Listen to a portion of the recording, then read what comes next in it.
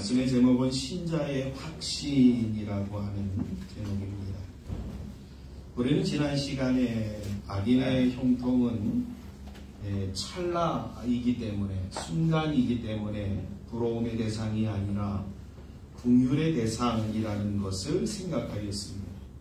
또한 의인을 고난 속에 두시는 하나님은 우리하고는 차원이 다른 측량할 수 없는 하나님이라는 사실을 생각하였습니다.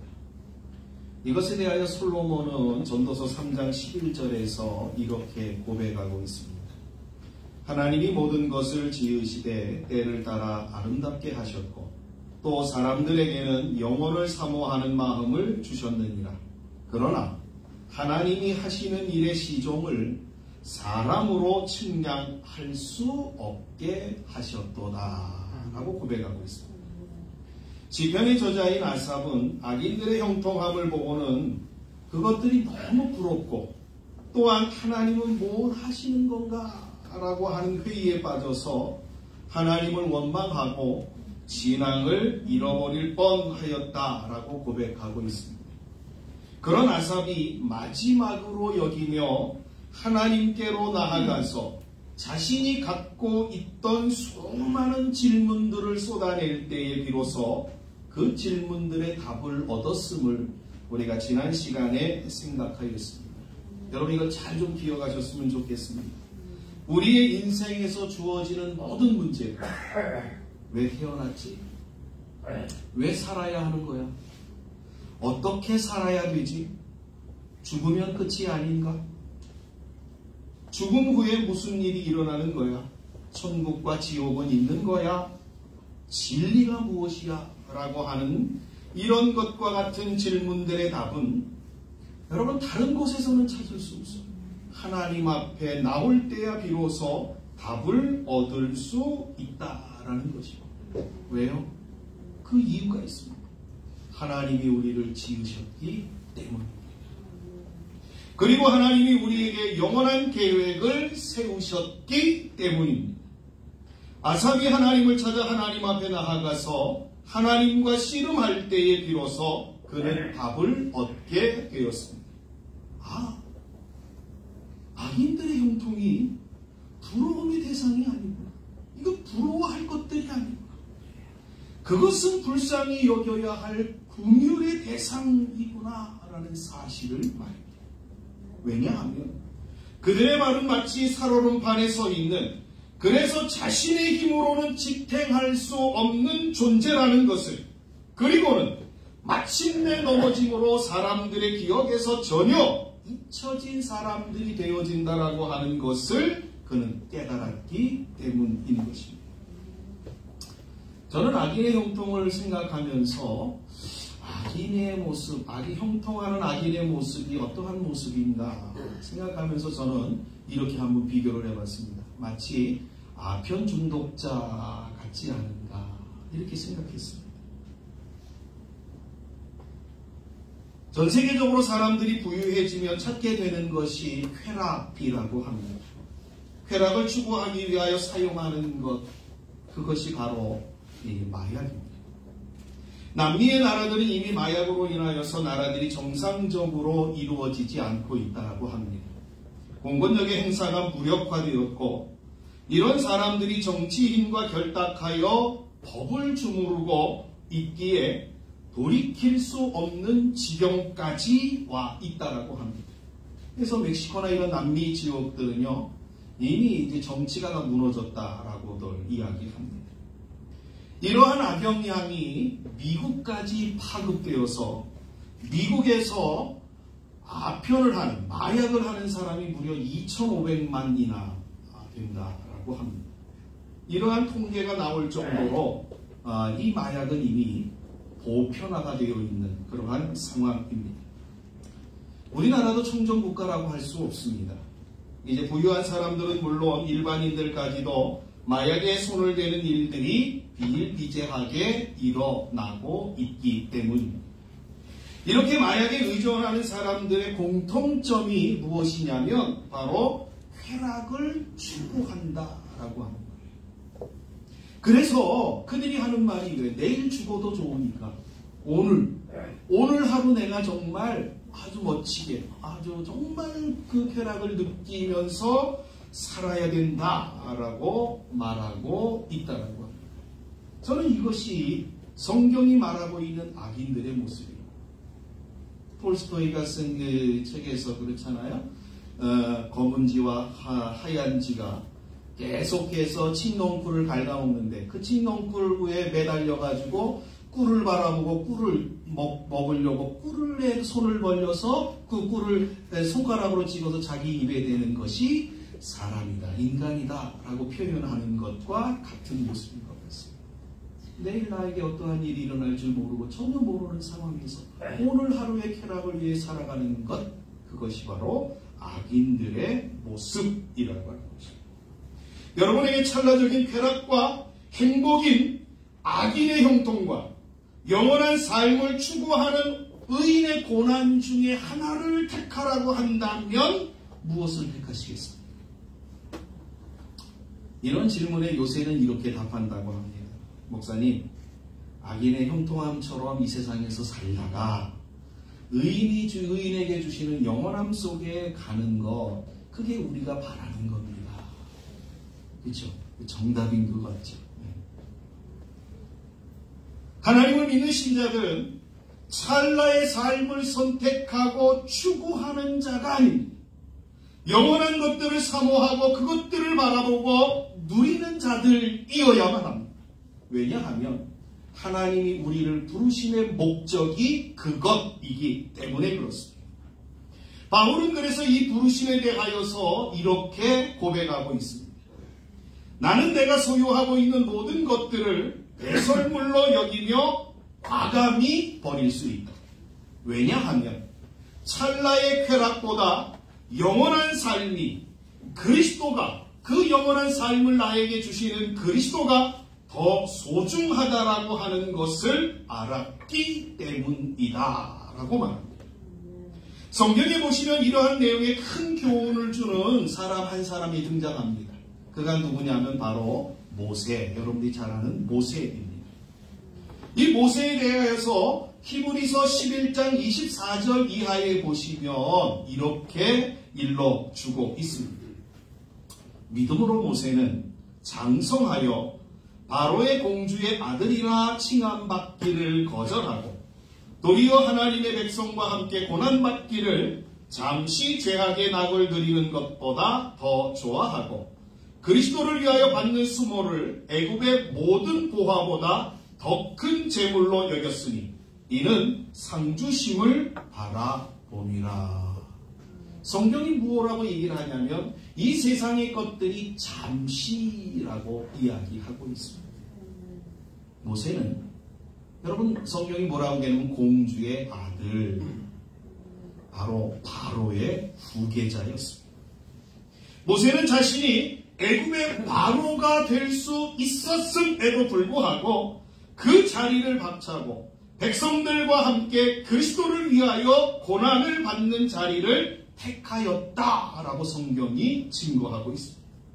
왜냐하면 찰나의 쾌락보다 영원한 것을 그가 사모하였기 때문이다라는 것이 성경이 일러주고 있는 말씀인 것입니다. 이것은 우리를 하나님이 영원한 것을 주시기 위하여 택하고 부르신 자들이라는 사실이 바로 찰나의 쾌락을 물리칠 수 있는 무기라는 것을 일러주는 내용인 것입니다. 우리가 어떻게 세상의 찰나에 이 찰나의 쾌락들을 어떻게 이길 수 있겠습니까? 하나님이 주신 영원한 것들을 우리가 사모하고 그것들로 우리가 소망을 가질 때에 비로소 찰나의 쾌락을 이길 수 있다라고 하는 것입니다.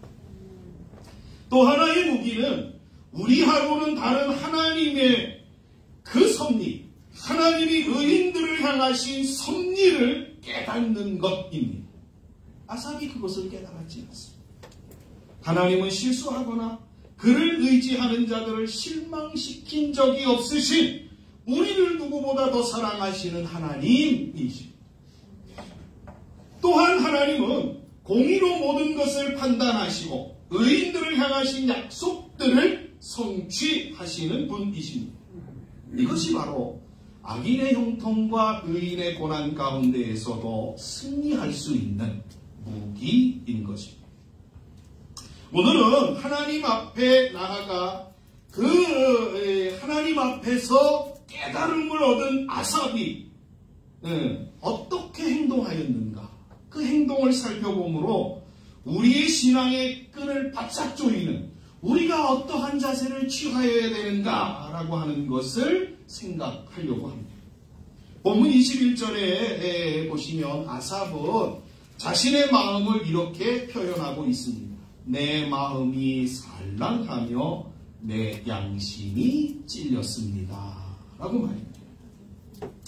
여기 마음이 산란하고 찔렸다라고 하는 말은 악인의 형통과 의인의 고난에 대하여 전혀 알지 못했을 때에 자신이 취한 행동들이 하나님에게 앙심을 품고 신앙을 포기하려고 하며 반대로 악인들을 부러워하며 그것들을 따라가려고 하였던 자신의 무지함이 얼마나 큰 것이면가를 표현하는 내용인 것입니다. 마음이 산란하다라고 하는 말은 신물이 넘어온다라고 하는 말입니다. 여러분 언제 신물이 넘어오는지 아십니까? 신경을 아주 많이 써가지고 그렇죠? 아내가 속이 고장날 때 신물이 넘어오지 않습니다. 마음이 산란하다라고 하는 말은 계속 위에서 신물이 계속 넘어온다라고 합니다. 또한 양심이 찔렸다라고 하는 말은 자신의 부끄러움으로 인하여서 주체할 수 없는 쥐구멍이라도 숨을 수밖에 없다라고 느끼는 그러한 감정의 상태를 가리키는 말입니다. 그러니까 지금 아삽은 지금 자신이 행한 일 모습을 보고서는 너무 주체할 수 없는 거예요. 하나님 앞에 너무 죄송스럽고 너무 부끄럽고 얼굴을 들 수 없고 그래서 쥐구멍이라도 숨고 싶은 그러한 모습을 지금 표현하고 있는 단어가 바로 마음이 산란하다. 그리고 양심이 찔렸다라고 표현하고 있는 겁니다. 그래서 아삽은 자신을 가리켜 뭐라고 얘기를 하냐면 나는 무지한 짐승입니다. 이렇게 고백하고 있습니다. 그럼에도 불구하고 이러한 아삽이 하나님 앞에 하나님의 앞에 나아갈 때에 깨달은 것들이 있습니다. 아삽은 이러한 시간들을 통하여서 더욱더 확실하게 분명하게 깨달은 것이 있습니다. 그것을 우리가 한번 좀 몇 가지로 생각해 보면서 우리가 정말 무엇을 붙잡아야 되는가를 한번 좀 우리가 생각하려고 합니다. 첫째는 자신은 항상 하나님의 은혜 아래에 있었다라는 사실을 깨달았습니다. 이것은 하나님은 언제나 의인들과 함께 하신다라고 하는 깨달음입니다. 본문 23절이 이렇게 증거하고 있습니다. 내가 항상 주와 함께하니 주께서 내 오른손을 붙드셨나이다. 지금 아삽은 하나님의 은혜에 대하여서 어떠한 단어를 쓰고 있냐면 항상 그 다음에 함께라는 단어를 쓰고 있습니다. 이 말은 하나님은 어떠한 상황에서든지 아삽과 함께 계속해서 변함없이 함께하여 주셨다라고 하는 내용인 것입니다. 이것은 자신이 어리석음으로 인하여서 하나님을 정말 실망시키고 하나님의 마음을 아프게 하고 그래서 원망의 화살을 하나님께 쏘아대는 그 시간 속에서도 하나님은 아삽을 버리지 아니하시고 아삽을 떠나지 아니하시고 아삽과 함께하여 주셨다라고 하는 말씀인 것입니다. 여러분 이 말씀을 꼭 기억하셨으면 좋겠습니다. 신자가 광야 같은 세상에서 믿음으로 살아갈 수 있는 근거가 어디에 있겠습니까? 여러분 이 광야 같은 세상 가운데서 어떻게 신자가 힘을 얻고 소망을 갖고 믿음을 지키며 살아갈 수 있겠습니까? 여기에 근거가 있습니다. 여기에 확신이 있습니다. 그 근거가 뭐냐면 하나님은 항상 변하지 아니하고 그 자리에 계시다는 거예요. 하나님은 한 번도 나를 실망시킨 적이 없고 한 번도 나를 외면하시고 버리시고 나를 하나님이 거절하신 적이 없으시다. 내가 하나님 앞에 원망의 화살을 쏘아댈 때에도, 내가 하나님을 싫어 버림받을 때에도, 내가 하나님 앞에 미운 털이 되어진다 할 때에도 하나님은 여전히 나를 사랑하시고 나와 함께 하셨다라고 하는 것입니다. 이것이 신자가 갖는, 이 세상에서 우리가 믿음을 굳건히 지킬 수 있는 신자의 확신인 것입니다. 이러한 하나님의 모습에 대하여 이사야 선지자는 이사야서 49장 15절에서 이렇게 고백하고 있습니다. 여인이 어찌 그 젖 먹는 자식을 잊겠으며 자기 태에서 난 아들을 긍휼히 여기지 않겠느냐. 그들은 혹시 버릴지라도 나는 너를 잊지 아니할 것이다. 여러분, 이 말씀을 믿으시고 붙잡으시기를 주님의 이름으로 간절히 축복합니다. 바울은 로마서 8장에서 그는 또한 이렇게 고백합니다. 하나님이 우리를 위하시며 하나님이 우리를 사랑하시며 하나님이 우리를 보호하시며 누가 우리를 대적하겠느냐. 라고 말합니다.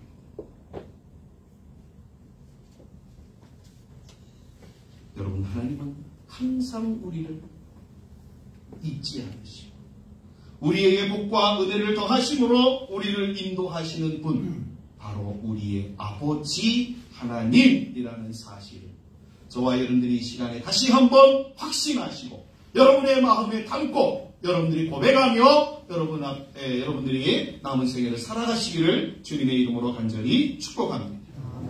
그래서 여러분들의 삶 속에서 날마다 하나님으로 인하여서 여러분들이 담대함을 얻고 힘을 얻는 복이 있기를 소원합니다.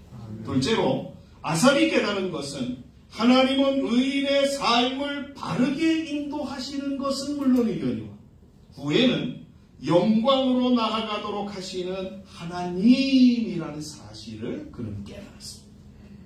본문 24절이 이렇게 증거합니다. 주의 교훈으로 나를 인도하시고 후에는 영광으로 나를 영접하시니. 여기 주의 교훈으로 나를 인도한다라고 하는 말은 하나님의 말씀 안에서 바른 길을 우리에게 제시하여서 그 길을 걷게 하신다라는 의미가 담겨져 있습니다. 여러분, 하나님이 우리를 바른 길로 인도하시기 위해서 주신 것이 하나 있습니다. 그것이 뭔지 아시죠? 성경이에요. 그래서 디모데후서 3장 16절과 17절의 말씀은 우리에게 이렇게 증거합니다.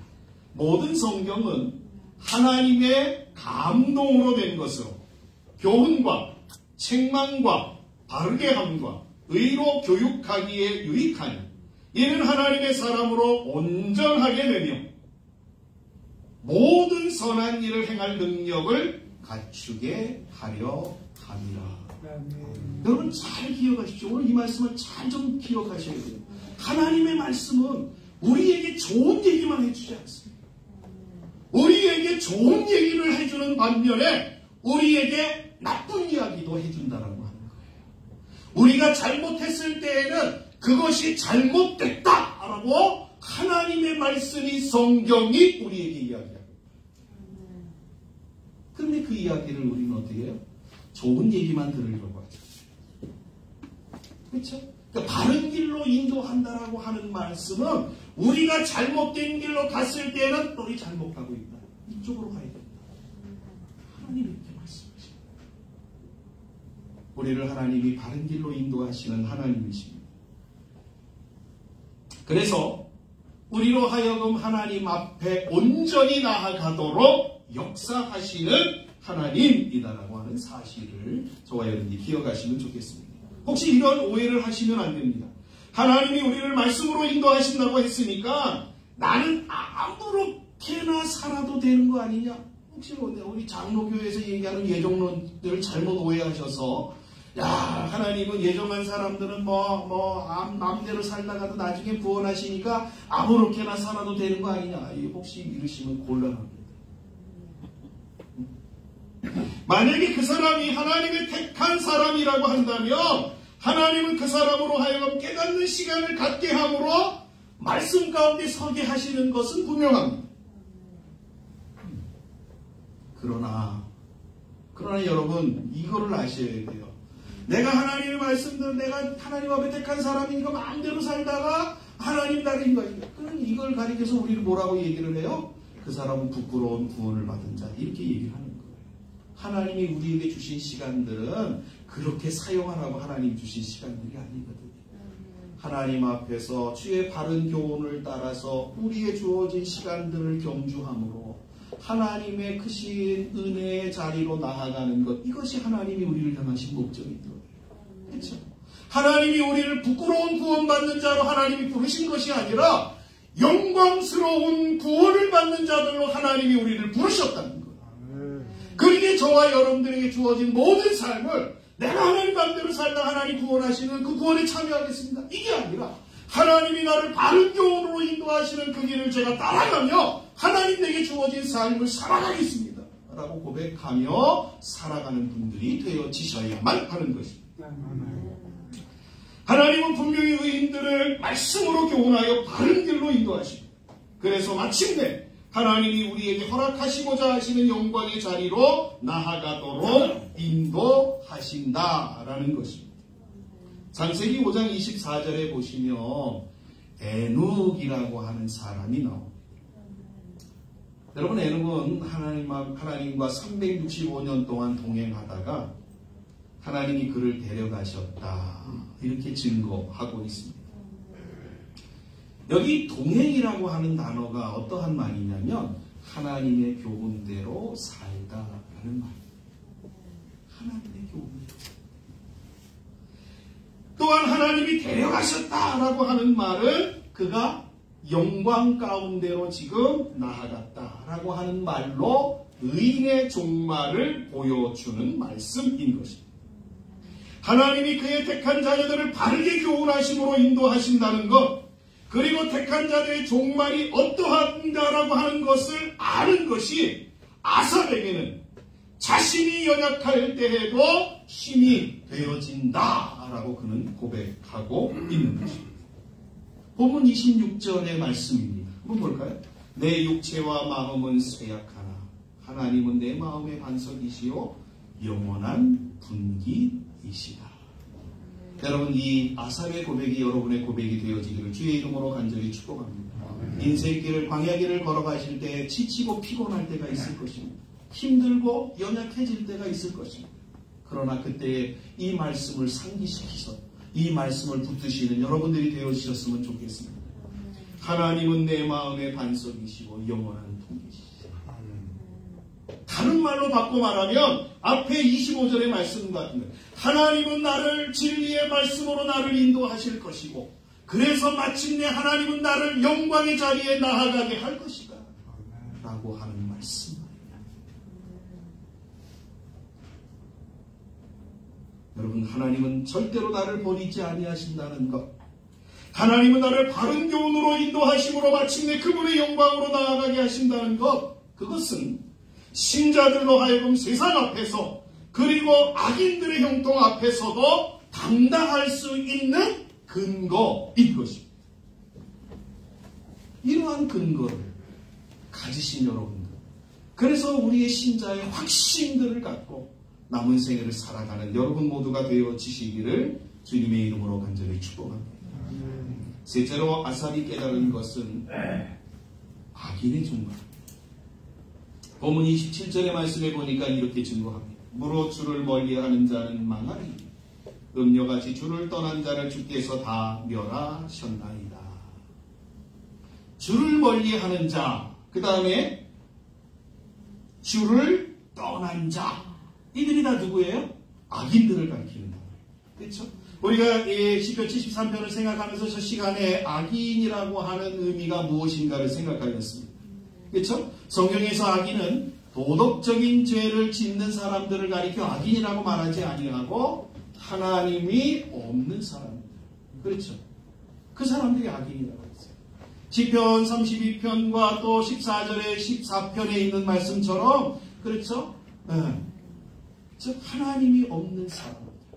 그 사람들이 바로 악인입니다. 하나님을 부인하는 자들에게는 하나님의 법을 모름과 양심의 마비로 인하여서 하나님의 법을 따를 수 없습니다. 그러기에 그들은 하나님과 반대되는 삶을 추구합니다. 이러한 악인들의 삶의 결국이 성경이 뭐라고 얘기를 하냐면 망하는 것이다. 망하는 것이다. 라고 결론을 내리고 있더라고요. 기억하십시오. 악인의 영통은 찰나임과 동시에 그 결과는 멸망이라는 사실만. 그렇죠? 이것이 신자에게 확신인 거예요. 악한 것은 하나님을 모르고 자기 마음대로 자기 욕심과 자기 쾌락을 추구하며 살아가는 삶의 결국은 망하는 거죠. 이게 우리에게 그럼 내가 그렇게 살아가지 말아야지. 내가 그러한 삶을 추구하지 말아야지 하고 하는 신자의 확신과 근거가 되어지는 거죠. 말씀을 정리하겠습니다. 찰나와 영원한 것을 바꾸는 사람은 없을 것입니다. 아무리 찰나가 좋아도 영원한 것과는 비교할 수 없기 때문입니다. 사도 바울은 고린도후서 5장 1절에서 이렇게 고백합니다. 만일 땅에 있는 우리의 장막집이 무너지면 하나님께서 지으신 집, 곧 손으로 지은 것이 아니오 하늘에 있는 영원한 집이 우리에게 있는 줄 아느니라. 땅에 있는 것은 찰나입니다. 하늘에 있는 것이 바로 영원한 것들입니다. 악인들은 이렇게 외칩니다. 저 베니스의 상인이라고 하는 소설에서 나오는 것처럼 돈을 얻기 위하여 영혼까지도 팔아버리겠다. 악인들의 외침은 이러한 외침입니다. 여러분, 이 외침이 신자의 외침이 되어서는 안 됩니다. 우리는 돈을 따라 살아가는 사람이 아니에요. 하나님을 따라 쫓아가는 사람들입니다. 하나님을 쫓아갈 때 하나님께서 우리의 필요를 따라 우리가 해야 될 일들을 따라서 하나님 당신의 뜻을 따라서 우리에게 공급하시는 게 돈이에요. 돈을 따라가는 자들. 찰나를 위해 살아가는 자들이에요.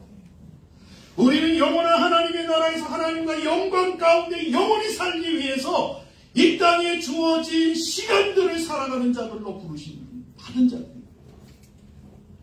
그러기에 우리는 찰나를 위해서 살아가십니다. 여러분, 악인들은 찰나를 모르기 때문에 그렇게 살아요. 그러나 우리는 알지 않습니다. 이 세상의 것들은 신속히 구름처럼 안개처럼 화살처럼 날아간다라고 하는 사실만. 그러기에 우리는 찰나를 위하여 살아가는 것이 아니에요. 영원함을 위하여 살아가는 분들이 되어지셔야만 합니다. 이것을 깨달은 아삽이 본문 28절에서 결론적으로 이렇게 고백하고 있습니다. 하나님께 가까이 함이 내게 복입니다. 하나님을 가까이 하는 것이. 이게 가까이 한다라고 하는 말이 뭐예요? 하나님의 법의 안에서, 법 테두리 안에서 내가 살아가는 것이 복입니다. 여러분, 이 복을 소유하시는 분들이 계시기를 주님의 이름으로 간절히 축복합니다. 하나님과 동행하는 것이 복이에요. 하나님을 모시고 살아가는 것이 복이에요. 하나님 말씀대로 살아가는 것이 복이에요. 하나님의 인도하심을 받고 살아가는 것이 복이에요. 아삽이 그걸 깨달았어요. 내가 주 여호와를 나의 피난처로 삼아 주의 모든 행적을 전파하리이다. 여러분, 아삽은 자신의 남은 생애를 이렇게 살기를 고백하고 있어요. 하나님, 나의 피난처를 주십시오. 하나님, 나의 모든 삶을 하나님께서 주장해 주시옵소서 라고 그는 고백하고 있습니다. 저와 여러분들이 오늘 이 아삽의 고백으로 하나님 앞에 고백하시는 분들이 계시기를 주의 이름으로 축복합니다. 그러면 하나님께서 여러분의 삶에 간섭하실 것입니다. 여러분의 모든 삶에 여러분에게 아버지가 되시고 우리를 버리지 아니하시고 온전함으로 인도하시는 그 하나님의 손길을 저와 여러분들의 삶에서 느끼고 깨닫고 알게 되어질 것입니다. 그 하나님의 손길이 어떻게 우리의 삶을 간섭하시고 우리를 인도하시고 우리의 삶을 주장하시고 우리의 인생 가운데 역사하시는가를 저와 여러분들이 눈으로 보고 귀로 듣고 손으로 만진바 되어질 것입니다. 이게 아삽이에요.